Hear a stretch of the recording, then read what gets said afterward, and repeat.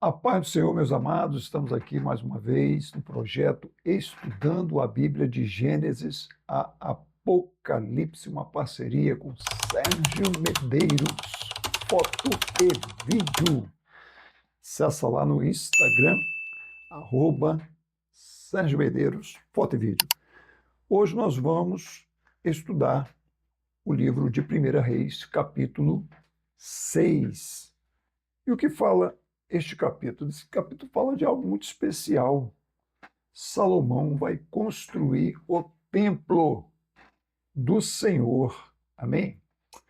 Na semana passada nós falamos que Davi desejava muito ter construído esse templo. Todavia, Deus, ele já havia escolhido Salomão antes que Salomão existisse.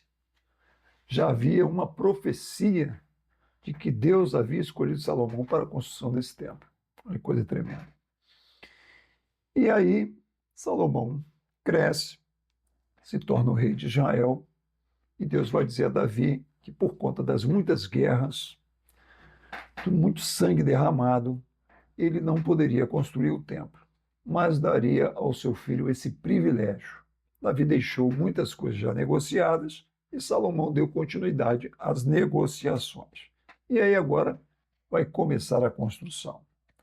No versículo 1 vai suceder, e aí vai se colocar aqui uma cronologia na construção desse templo, dizendo que ele começa a ser construído no ano 480, depois que o povo de Israel saiu do Egito.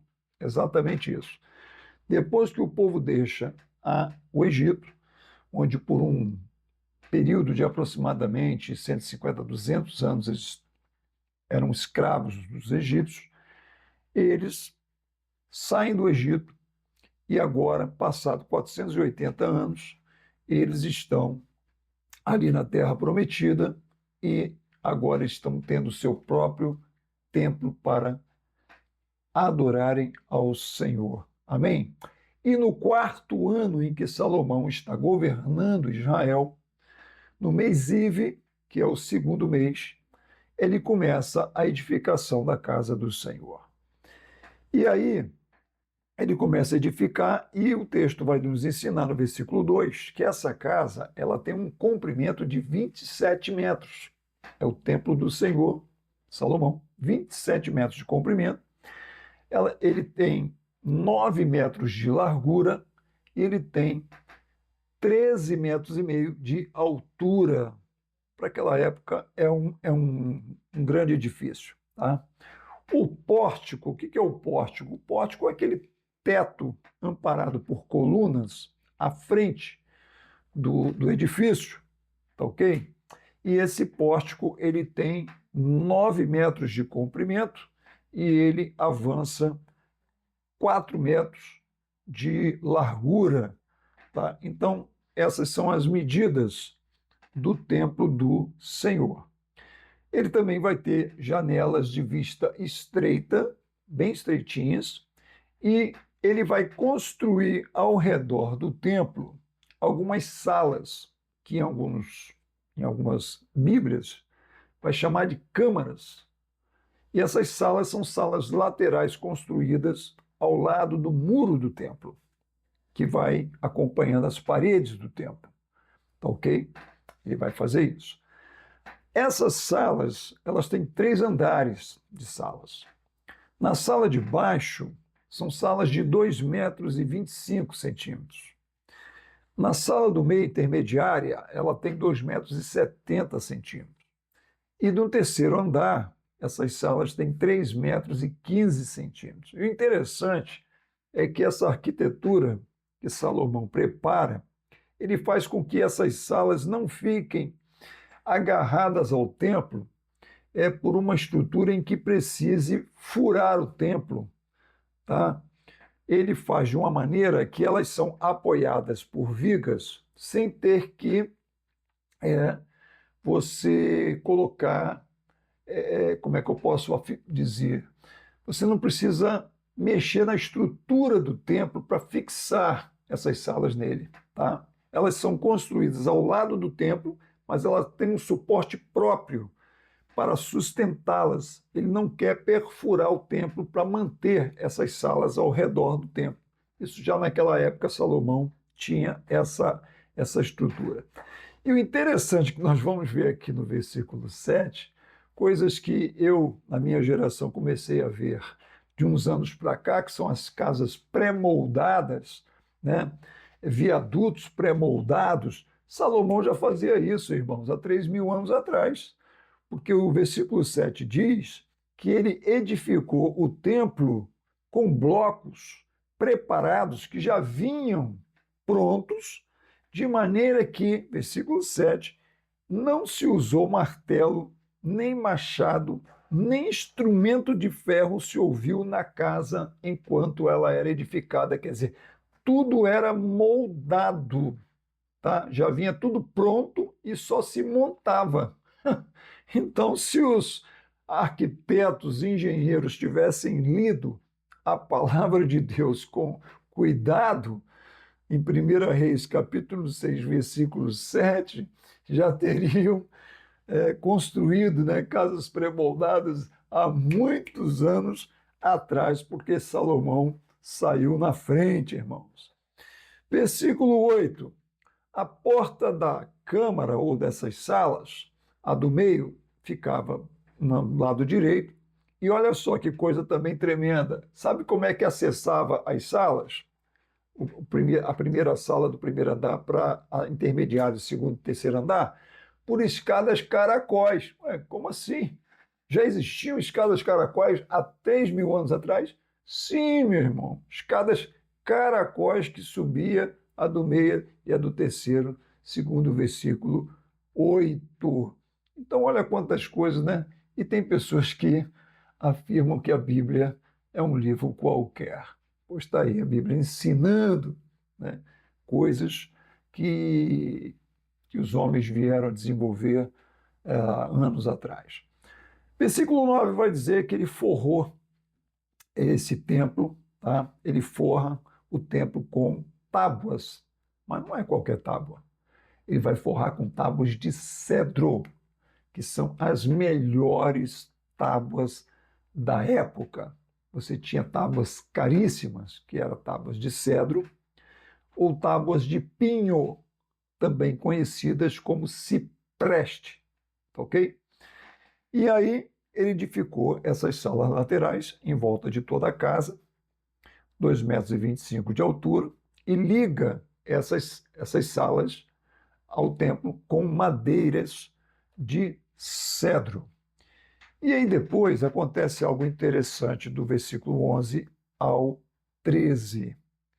Veio a palavra do Senhor a Salomão enquanto a obra está acontecendo. Essa obra ela durou 7 anos para ficar pronta, porque havia muitos detalhes que nós vamos ver, principalmente no próximo capítulo, tá ok? Quer dizer, nesse capítulo a gente vai ver toda a construção do templo. No próximo a gente vai ver a construção do palácio de Salomão.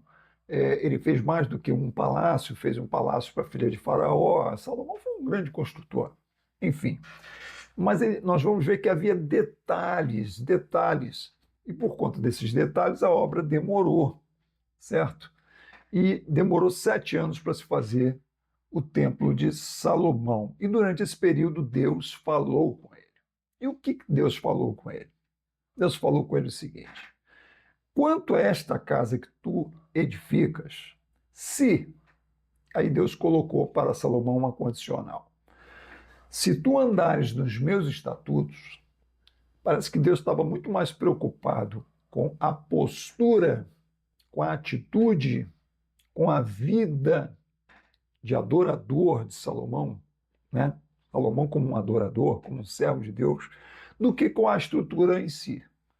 Porque ele vai dizer o seguinte: se andares nos meus estatutos, fizeres os meus juízos e guardares todos os meus mandamentos, se tu fizeres isso, andando neles, eu confirmarei para contigo a minha palavra, a qual falei a Davi teu pai, e habitarei no meio dos filhos de Israel, e não desampararei o meu povo de Israel. Então é o seguinte: essa casa só vai ter valor para mim se você cumprir estes princípios. Se você não cumprir estes princípios, nada do que você está fazendo, essas madeiras valiosas, essa arquitetura além do seu tempo, tá? Esses detalhes que você está fazendo, né? Todo trabalhado em ouro, em bronze, em prata, enfim, trazendo profissionais de alto nível, né? Com todo o trabalho, milhares de trabalhadores, né? Só de cortadores de lenha, 70 mil trabalhadores. Enfim, muita gente envolvida na construção desse templo.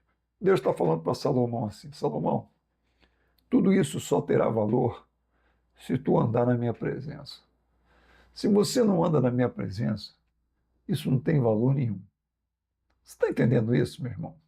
Que Deus, ele valoriza muito mais os princípios, a maneira, a motivação pela qual você faz as coisas para Deus. Amém? E aí, continuando no versículo 15, voltando para a construção, o texto vai dizer o seguinte: que ele cobriu as paredes da casa por dentro, aí agora ele, dentro do templo, com tábuas de cedro, ele vai separar o templo em áreas, né? E vai separar desde o do soalho até o teto, com madeira de cedro, e ele vai fazer o seguinte: essa altura é de 9 metros, tá? E ele, versículo 16, dos lados da casa, por dentro ele vai edificar um lugar que vai se chamar Santo dos Santos, ou lugar santíssimo, como você preferir, onde ele vai colocar a Arca da Aliança. Tá? Então, o lugar onde fica a Arca da Aliança tem 9 metros. É um bom espaço, até porque a Arca da Aliança era pequena. A Arca da Aliança ela tinha 1,10 m de comprimento e 70 centímetros de largura e 70 de altura. Então, ela era um objeto importantíssimo, sagrado, representava a presença da glória de Deus. Todavia, ela era um instrumento relativamente pequeno. 1,10 m de comprimento, 70 centímetros de largura e 70 de altura. E ela ficava ali, nesse ambiente de 9 metros, onde o sumo sacerdote tinha espaço suficiente, ok, para ali ministrar, aspergir o sangue, né, sobre o propiciatório, de maneira a fazer tudo direitinho, conforme as leis levíticas entregues por Deus a Moisés. O templo anterior tinha 40 côvados, isso é, 18 metros. Tinha 18 metros. E o centro da casa, por dentro, ele era lavrado, quer dizer, ele era trabalhado com botões, com flores abertas, e tudo era cedro, tudo era pedras lavradas, trabalhadas, esculturadas, esculpidas, melhor dizendo. Então, irmãos, você via detalhes no templo do Senhor. E por dentro da casa, na parte mais interior, ele prepara ali o lugar da Arca da Aliança, tá certo? E, enfim, começa a revestir tudo, versículo 20, com ouro puro. Exatamente isso. Esse local onde ele vai colocar a Arca da Aliança é revestido com ouro puro. Então, são 9 metros revestido de ouro puro. Tá?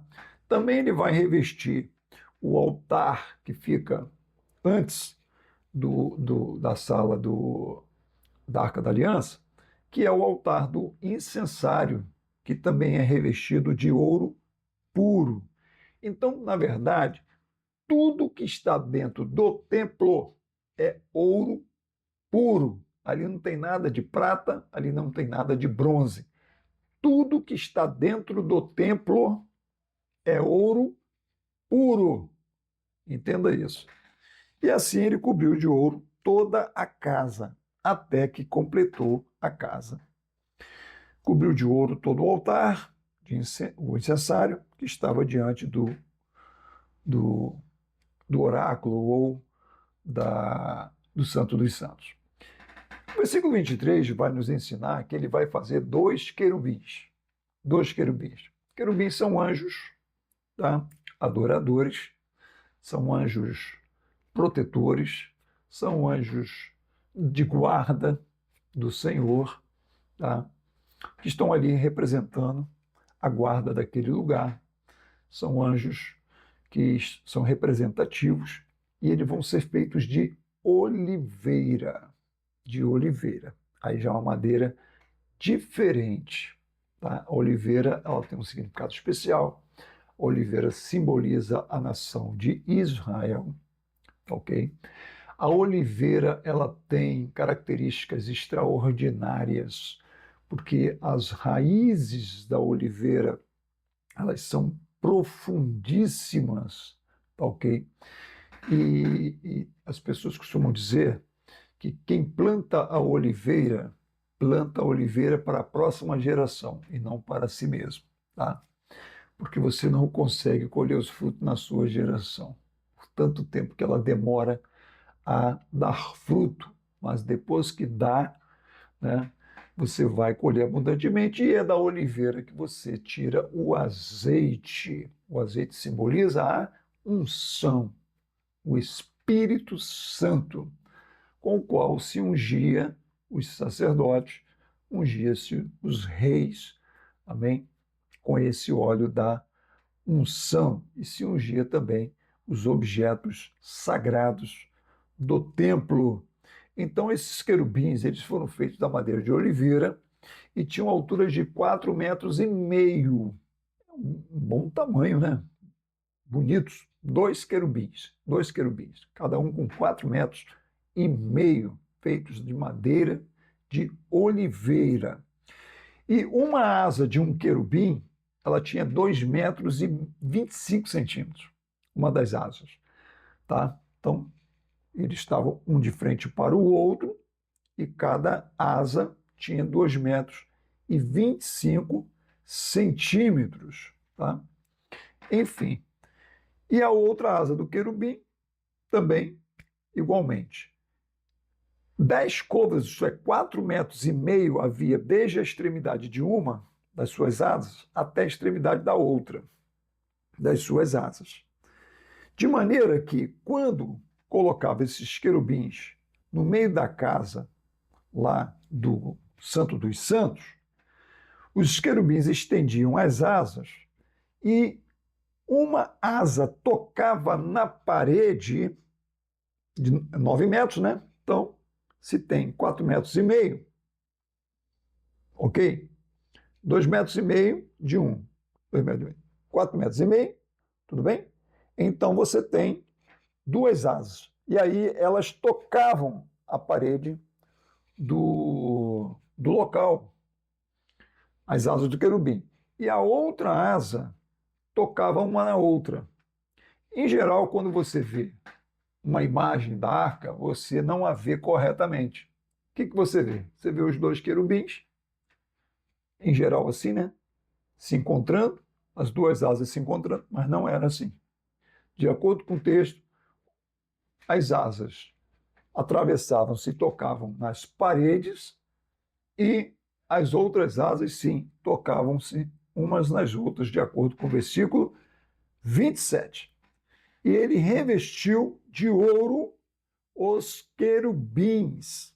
Ok, amados? Então, essa santidade que representava os querubins tocavam aquele lugar e tocavam-se também ali sobre o propiciatório. O propiciatório, o próprio nome já diz que propiciava quando o sacerdote jogava o sangue do animal do holocausto no dia de Yom Kippur, tá? No dia do perdão, uma vez por ano. E quando ele fazia isso, depois dele ter se purificado, ele purificava perdoava, aquele sangue perdoava os pecados de toda a nação de Israel. Então ele jogava ali sobre aquele propiciatório, que alguns chamam de tampa da arca, mas não é tampa, é propiciatório. Então, a Arca da Aliança, na verdade, são dois objetos. Você tem a arca e você tem a tampa. Na arca, você tinha ali as tábuas da lei, ali dentro. Você tinha ali o cajado de Arão, que floresceu, amém? Com botões, flores de amendoeira. E por que amendoeira? Porque a amendoeira é as primícias das árvores na florada, né, da primavera, é a primeira árvore a dar flores. Então, por isso que o cajado de Arão ele floriu com flores de amendoeira. E você tinha também ali o pote de maná de ouro com maná que não apodrecia. Tá? Então, esses três elementos ficavam dentro da arca. E por cima da arca, você não tinha tampa. Não, tampa não chama de tampa. Agora você aprendeu que o nome é propiciatório, porque era ali que se lançavam, que se aspergia, melhor dizendo, o sangue do cordeiro que representava a expiação, a propiciação, a redenção dos pecados da nação de Israel, que era feita uma vez por ano. Bom, caminhando para o final, o versículo 36, ele vai edificar agora também o pátio interior, com pedras trabalhadas, ok? Com vigas de cedro. E no quarto ano, né, nós aprendemos lá atrás, mas aqui está relembrando o texto, no versículo 37, que Salomão pôs os fundamentos da casa no mês de Ziv, tá? No quarto ano do seu governo, ele começa a construção e no 11º ano, ele, no mês oitavo do 11º ano, ele termina essa casa com todos os detalhes, com tudo que lhe convinha, e ele termina tudo em 7 anos. Amém, amados? Glória a Deus. Você gostou desse estudo? Você percebeu os detalhes? Você percebeu a excelência? Você percebeu o cuidado? Você percebeu a dedicação? Você percebeu a entrega de Salomão a fazer esse templo ao Senhor? Você percebeu tudo isso? Agora eu queria chamar a atenção. Você percebeu que o Senhor, ele disse a Salomão que ele só se agradaria daquele templo se Salomão andasse na sua presença? Não esqueça disso. Amém? Tudo que você faz, tudo que você constrói, só tem valor diante do Senhor se o Senhor, visitando o seu coração, a sua vida, encontrar princípios, encontrar um adorador. Porque antes da oferta, Deus procura o ofertante. Glória a Deus. Deus abençoe você. Fique na paz, um beijo no coração e até a próxima quinta-feira. Paz.